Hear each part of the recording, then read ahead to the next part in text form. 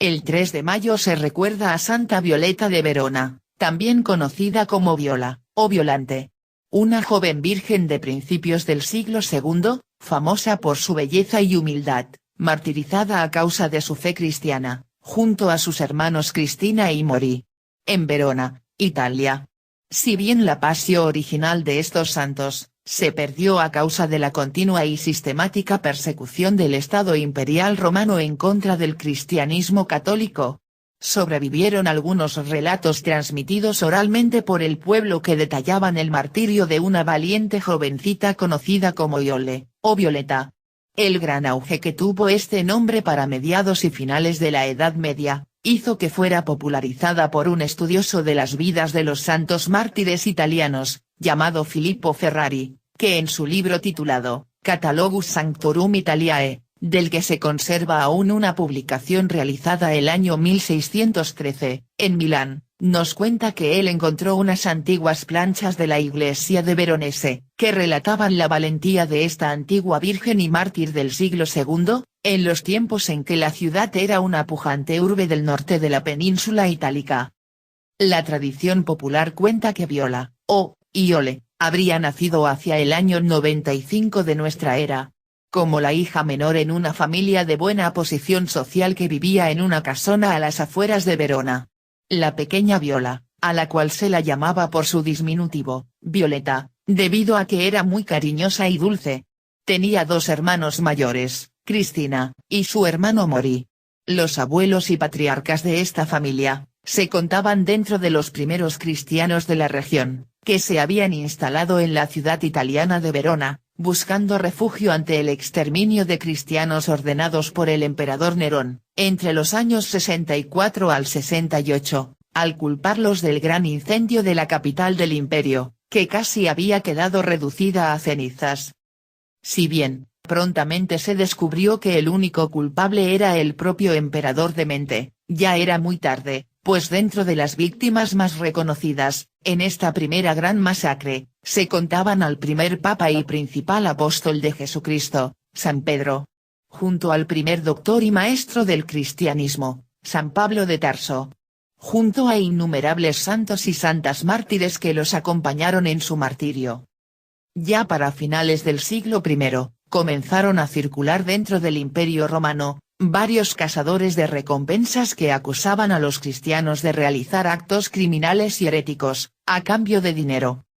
Según el historiador cristiano del siglo II, Tertuliano, en su libro La Apologética, asegura que los romanos de mayor estatus social, inventaban que en las comunidades cristianas, durante las noches, se sacrificaban a niños romanos, que eran robados desde sus casas. Este mismo escritor, lo relata de la siguiente forma. Los romanos nos acusan que en las noches asesinamos a un niño. Que en la sangre del niño degollado mojamos el pan y empapado en la sangre, cada uno de nosotros, nos comemos un pedazo. Ellos dicen, que unos perros que están atados a los candeleros los derriban forcejeando para alcanzar el pan que les arrojamos bañado en sangre del niño. Nos acusan también, que en las tinieblas que ocasiona el forcejeo entre los perros, alcahuetes de la torpeza, nos mezclamos impíamente con nuestras hermanas, e incluso con nuestras madres. De estos delitos nos acusa el pueblo pagano, sin presentar ninguna prueba al respecto. Y aunque desde mucho tiempo que nos inventan estas historias, hasta el día de hoy, el Senado romano no ha ordenado ninguna investigación al respecto. En este contexto, hay que recordar que se hizo costumbre desde que se iniciara el Imperio Romano, hacia el año 31 a.C., con el emperador Octavio Augusto, que cada regente erigía estatuas propias en todas las ciudades del imperio, que debían ser adoradas, autoproclamándose para ello, como dioses o hijos de dioses, bajo el título de Señor de Señores, a los que sus súbditos debían de respetar y adorar, postrándose ante su imagen. Y aquí surgen los graves problemas para todos los cristianos dispersos por el imperio. Al referirnos al caso específico de estos tres hermanos de Verona, Cristina, Mori, y la pequeña Violeta de no más de 15 años de edad.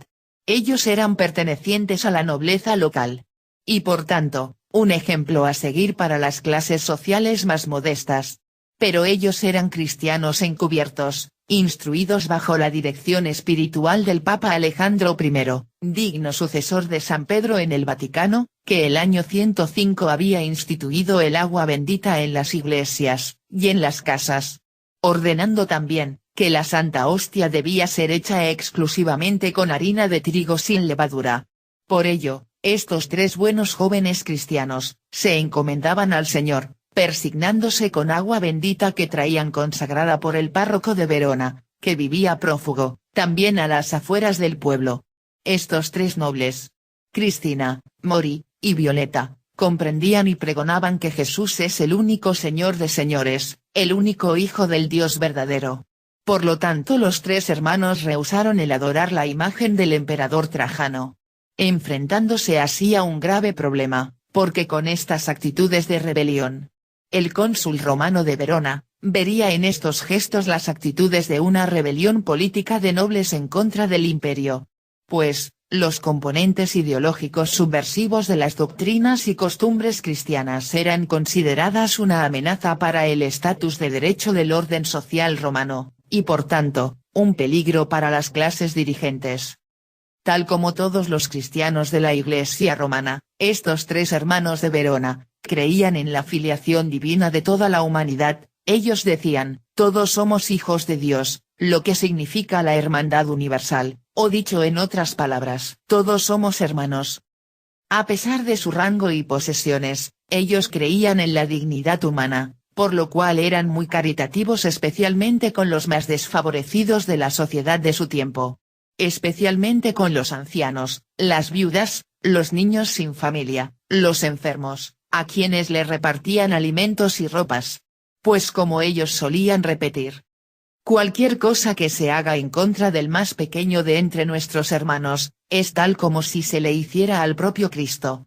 Esta ley cristiana a favor de la igualdad social chocaba frontalmente con una sociedad imperial, totalmente esclavista y elitista. Los cristianos, también despreciaban sus riquezas. Porque los primeros cristianos, ponían a disposición de la comunidad todos sus bienes cuando entraban a formar parte de ella. Esto era aberrante para los más poderosos y privilegiados de esta sociedad corrupta. Porque San Pedro y los apóstoles enseñaron la religión cristiana entre los más humildes. Por ellos estos tres hermanos, Cristina, Mori, y Violeta, repartían sus bienes, centrando sus esfuerzos en ayudar a los que sufren injusticias, especialmente los pobres y los esclavos, que eran el grupo social más numeroso en un imperio romano en constante crisis, a causa de las constantes guerras y conflictos tanto internas, por la corrupción, como en sus fronteras, por roces con los bárbaros y los persas.